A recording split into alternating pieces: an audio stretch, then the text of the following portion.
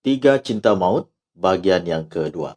Bagi yang belum menonton, Anda boleh menonton di bagian yang pertama, di mana saya merumuskan apa yang Paulus beritahukan kepada Timotius di dalam 2 Timotius bab yang ketiga ayat 1 hingga 5.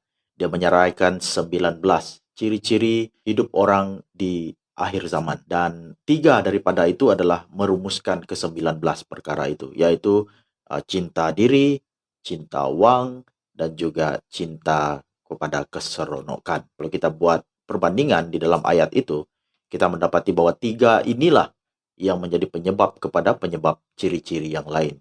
Contohnya, kalau kita melihat cinta diri, dia boleh berkaitan dengan bercakap besar, bongkak, dia boleh angkuh, dan sebagainya. Kalau orang itu cinta pada uang, dia boleh menjadi orang yang tidak bersyukur, dia boleh gopoh, dan dia boleh menjadi khianat kepada siapapun demi uang. Kalau dia cinta pada keseronokan, dia mungkin tidak dapat mengawal diri, dia tidak bersyukur, dia tidak suci, dia ingkar terhadap ibu bapa, dan sebagainya. Jadi, tiga cinta ini yang saya gelarkan sebagai tiga cinta maut. Nah, jadi apakah penyelesaian bagi masalah ini?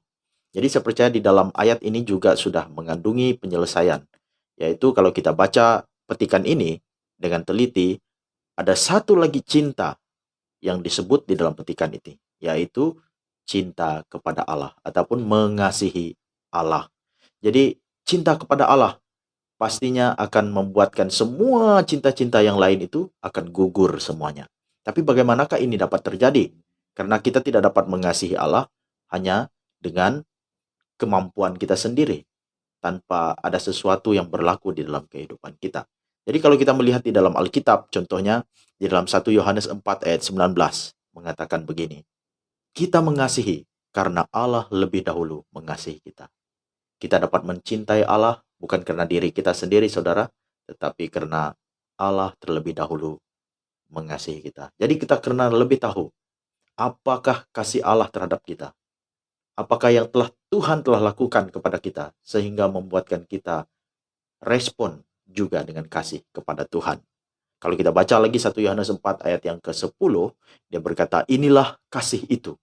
Bukan kita yang telah mengasihi Allah, tetapi Allah telah mengasihi kita dan telah mengutus anaknya sebagai pendamaian bagi dosa-dosa kita. Jadi bagaimanakah Allah mengasihi kita? Jadi inilah berita baik yang perlu kita tahu. Bahwa Tuhan mengasihi kita.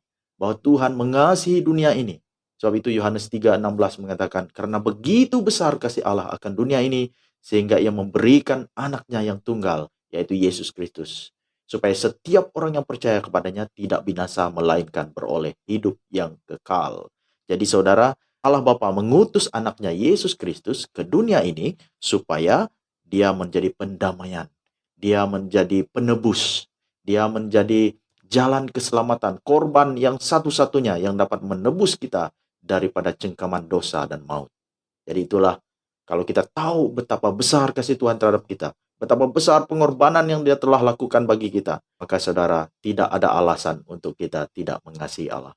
Jadi jawaban kepada semua tiga cinta maut itu tadi, cinta pada diri, cinta pada uang, cinta pada keseronokan, hanya satu antidot yang sangat berkesan, yaitu cinta kepada Allah. Itu hanya dapat dilakukan apabila kita tahu kita sebenarnya telah dikasihi oleh Allah. Dan bukti kasih itu adalah pada kayu salib, di mana Allah mengorbankan anaknya satu-satunya sebagai korban penebus bagi saudara dan saya.